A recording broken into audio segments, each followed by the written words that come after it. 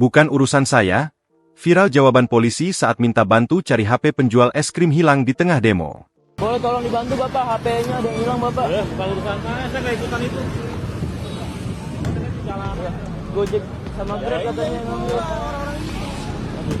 Viral sebuah video yang menunjukkan seorang penjual es krim panik setelah kehilangan HP saat berjualan di tengah demo. Dalam video yang beredar luas, tampak seorang bapak penjual es krim kebingungan di tengah keramaian. Seorang perekam video terdengar menjelaskan bahwa HP milik penjual tersebut telah hilang dan meminta tolong kepada siapapun yang menemukannya untuk mengembalikan. Saat kebingungan mencari bantuan, salah satu orang mencoba mendekati polisi. Namun bukannya mendapat pertolongan, polisi tersebut justru menjawab dengan kata-kata yang kurang mengenakan. Jawaban dari petugas tersebut sangat mengejutkan dan memicu kecaman warganet. Bukan urusan saya nggak ikutan itu. Jawab petugas tersebut dengan nada acuh tak acuh. Boleh tolong dibantu Bapak, HP-nya ada yang hilang Bapak. Bukan urusan saya nggak ikutan itu.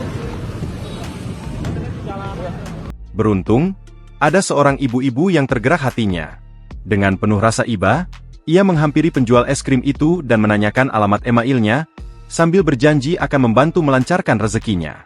Kejadian ini menuai beragam komentar dari warganet.